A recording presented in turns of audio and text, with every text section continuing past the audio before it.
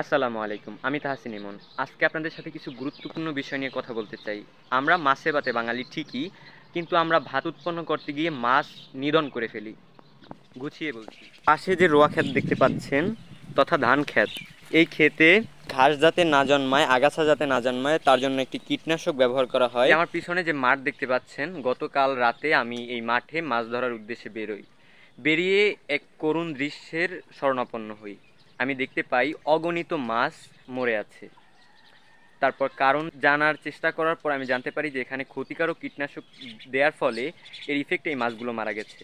এভাবে যদি চলতে থাকে দেখা যাবে কিছুদিন পর, কিছু বছর পর আমাদের বাংলাদেশ থেকে দেশীয় যে মাছ রয়েছে এই মাছগুলো বিলুপ্তি হয়ে যাবে। বিষয়টা এমন না যে আমরা ভাত উৎপন্ন করার জন্য আমরা মাছ মেরে ফেলি। এর জন্য বিকল্প ব্যবস্থা নেওয়া উচিত।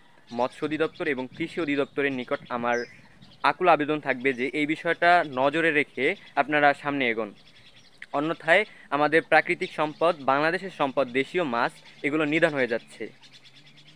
আমরা যেমন চাল উৎপাদন ছাড়া আমরা আমাদের খাদ্য সংকট মেটাতে পারবো না, ঠিক তেমনি মাছকেও আমাদেরকে বাঁচতে দিতে হবে।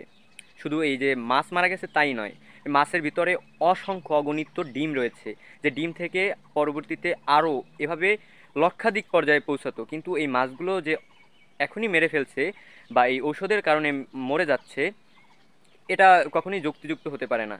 আমরা চাল উৎপাদন করার জন্য আমরা কেন মাছকে নিধন করব? আমি শুনেছি যে এমন ঔষধ আছে যেগুলো প্রয়োগের ফলে মাছ মারা যায় না।